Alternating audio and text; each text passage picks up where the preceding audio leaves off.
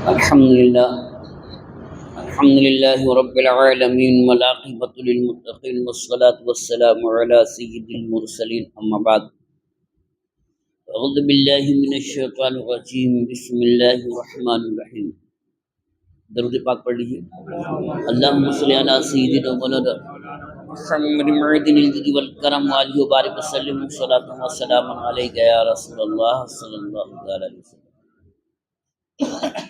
امام غزالی رحمۃ اللہ تعالی علیہ روزے کی سنتوں کو بیان فرمائے ہیں کہ روزہ کی سنتیں نمبر 1 سحری میں تاخیر کرنا، نمبر 2 نماز مغرب سے پہلے کھجور یا پانی سے افطار میں جلدی کرنا، نمبر 3 زوال کے بعد مسواک نہ کرنا سنت ہے، مگر اس پر بات ہو چکی تھی کہ سنت ہے کہ مسواک نہ کرنا، لیکن اگر کوئی کر لے تو مکروہ بھی نہیں، کوئی خرابی بھی نہیں۔ دوپہر کے بعد مسواک نہ کرنا سنت ہے روزے کی حالت میں، ہاں وہی افطاری تک۔ صبح کرنا تو سنت ہے، لیکن روزے کی حالت میں زوال کے بعد یعنی دوپہر کے بعد مسواک نہ کرنا یہ سنت ہے، لیکن اگر کوئی کرتا ہے تو قباحت بھی نہیں ہے اور کوئی کراہت بھی نہیں ہے۔ اور ماہ رمضان میں خوب سخاوت کرنا، اس سخاوت سے مراد زکوٰۃ ادا کرنا نہیں، فطرہ ادا کرنا نہیں، زکوٰۃ اور فطرہ تو اس کے اوپر ذمہ داری ہے، تو فرض ہے اس پر، اس کے علاوہ اپنی ذاتی اور پاک مال میں سے جو دیا جائے اسے سخاوت کہتے ہیں۔ تو یہ پیارے آقا صلی اللہ تعالی علیہ وسلم کی سنت ہے۔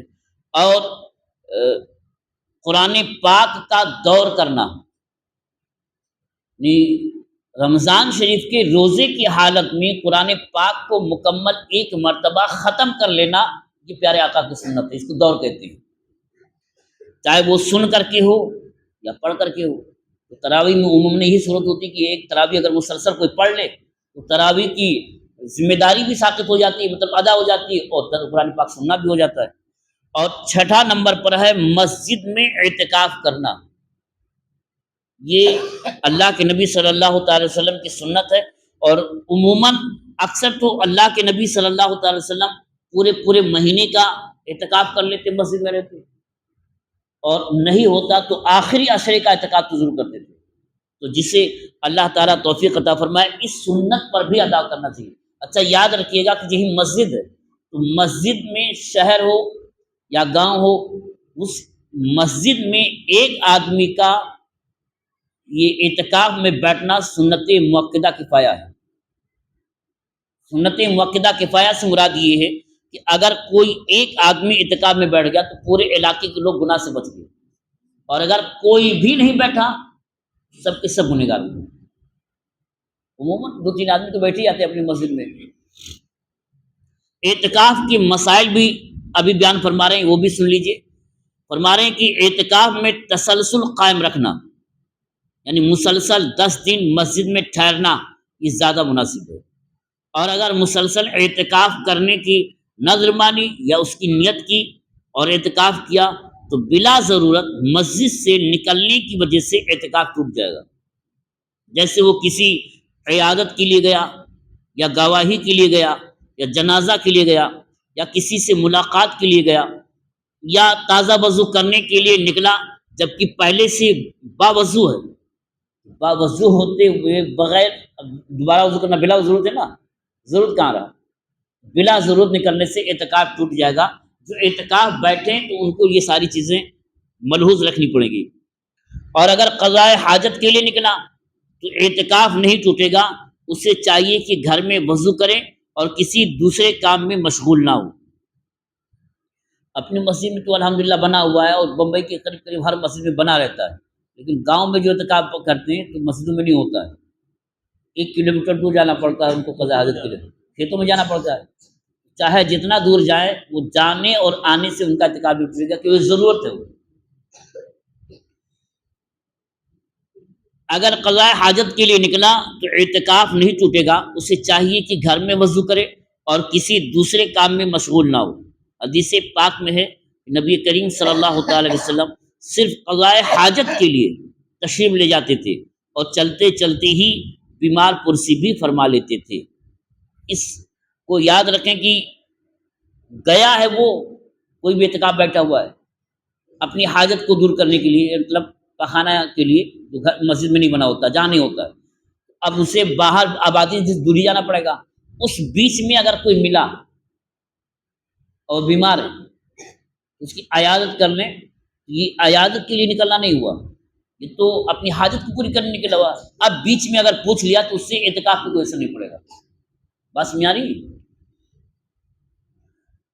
جمع کرنے سے اعتکاف کا تسلسل ٹوٹ جاتا ہے مگر بوسہ لینے سے نہیں ٹوٹتا۔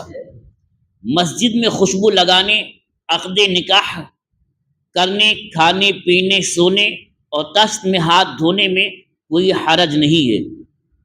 یہ کب؟ جب اعتکاف میں۔ مسئلہ یہ ہے کہ مسجد میں کھانا حرام، پینا حرام، دنیا کی بات کرنا حرام مسجد کے اندر، لیکن اعتکاف کی نیت کر لیں تو یہی چیزیں اس کے لیے حلال ہو جاتی ہیں۔ اب جو مسجد میں اعتکاف میں بیٹھا تو اس کے لیے کھانا بھی حلال ہو گیا، پینا بھی حلال ہو گیا، اور تھوڑی بہت دنیا کی ضرورت کی بات بھی کر سکتا ہے وہ، یہ چیزیں حلال ہو گئی اس کے لیے۔ وہی کہہ رہے ہیں کہ اب مسجد کے اندر اب یہ کہ یہاں اعتکاف میں بیٹھا ہوا ہے اور ایک اس کو غل ڈال دیا گیا کہ ہاتھ دھل لو، اٹھ کے جا کے وہاں ہاتھ دھلنے کی ضرورت نہیں، وہیں ہاتھ دھل سکتا ہے۔ حالانکہ بغیر اعتکاف کے مسجد میں ساری چیزیں حرام ہوتی ہیں، اس لیے عموماً کہا جاتا ہے کہ مسجد میں بیٹھے تو نیت کر لیں اعتکاف کی۔ ایک تو ہر سانس پر ثواب ملے گا، اور ساتھ میں بائی چانس اگر کوئی دنیا کی بات بھی کیا مباح بات، گنہگار نہیں ہوگا۔ اور بس اتنی سی بات ہے کہ یہ نیت کر لیں کہ میں نے اعتکاف کی نیت کیا۔ حاجی صاحب مسئلہ کیا ہوتا ہے کہ وہ عربی رٹے ہوئے ہیں، نویت سنت الاعتکاف عربی میں رٹے ہوئے ہیں اور معنی تو جانتے نہیں، اور معنی کا اعتبار ہے، دل میں مانو ہو کہ ہم اعتکاف کی نیت کر لیں، زبان سے بولے چاہے نہ بولے، دل میں اپنے یہ جانے کہ بھائی میں اب اعتکاف کی نیت میں نے کیا، زبان سے بول رہا ہے نویت سنت الاعتکاف، تو عربی بھی جانتا ہو کہ ہاں ہم اعتکاف کی نیت کر رہے ہیں۔ کہیں بھی جائیں تو فوراً اعتکاف کی نیت کر لیا جائے۔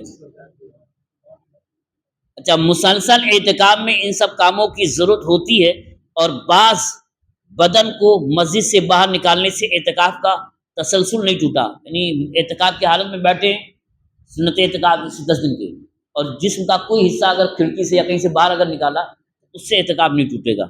نبی کریم صلی اللہ تعالیٰ علیہ وسلم اپنا سر انور حجرہ مبارکہ کی طرف جھکا دیتے، ام المومنین حضرت سیدہ عائشہ صدیقہ رضی اللہ تعالیٰ عنہ حجرہ میں کھڑی کھڑی ہی منہ مبارک میں کنگھی کر دیتی تھی۔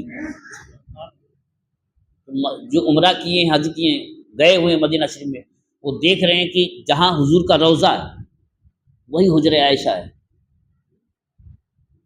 اور دروازہ جیسے کھلے وہی جنت کی کیاری ہے، وہی نبی کا، وہی آپ نماز پڑھاتے تھے، وہی مسجد تھی۔ اب یہ سمجھ لیے یہی مسجد ہے اور یہی حجرہ ہے، تو سر آپ اندر کر دیتے اور وہ حضرت عائشہ کنگا کر دیتے، تو سر جسم کا ایک حصہ ہے، اور جسم کے کسی حصے کو باہر کرنے سے اعتکاف نہیں ٹوٹتا ہے۔ وہی سند میں پیش کیا کہ حدیث پاک میں ایسا ہے۔ جب معتکف قضاء حاجت سے لوٹے تو اسے دوبارہ اعتکاف کی نیت کرنا ضروری ہے، اور اگر پہلے ہی 10 دن کی نیت کر چکا ہے تب بھی نئی نیت کرنا افضل ہے۔ 20 تاریخ کو بیٹھتے ہیں، 9 یا 10 کا اعتکاف کرتے ہیں، اب بیچ میں قضاء حاجت کے لیے گئے، اگر مسجد سے باہر کہیں باہر گیا اگر تو آئے تو پھر نیت کریں، لیکن 10 دن کی تو نیت کر چکا ہے، تو ایک ساتھ مسلسل نیت کر چکا ہے، لیکن نئی نیت کر لے تو افضل ہے، کوئی مذاکرہ نہیں ہے۔ یہ جتنی چیزیں بھی آپ نے سماعت فرمایا چند دنوں سے روزے کے حوالے سے، یہ تو ظاہری احکام تھے، روزے کے ظاہری احکام۔ اب روزے کے اثرات اور اس کی باطنی شرطیں کیا ہے وہ آپ انشاءاللہ کل سے سمجھ فرمائے گا۔ اللہ تعالیٰ نے آپ کو سمجھنے کی توفیق عطا فرمائے اور سمجھ کر اس پر عمل کرنے کی توفیق عطا فرمائے۔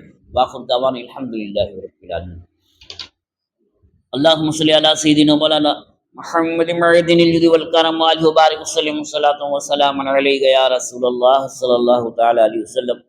یا اللہ یا رحمان یا رحیم، ہم لوگوں نے جو کچھ پڑھا اور سنا اس سے پڑھنے اور سننے سے زیادہ سمجھنے اور سمجھ کر اس پر عمل کرنے کی توفیق عطا فرما۔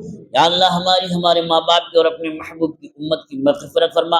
یا اللہ ہمیں جو بیمار ہونے بیماریوں سے شفا عطا فرما۔ یا اللہ ہمیں جو مقروض ہونے والے قرض سے بخشی عطا فرما۔ یا اللہ ہمیں جو تنگ دست ہمیں خزانہ غیب سے کشادہ رزق واسع حلال طیب طاہر عطا فرما۔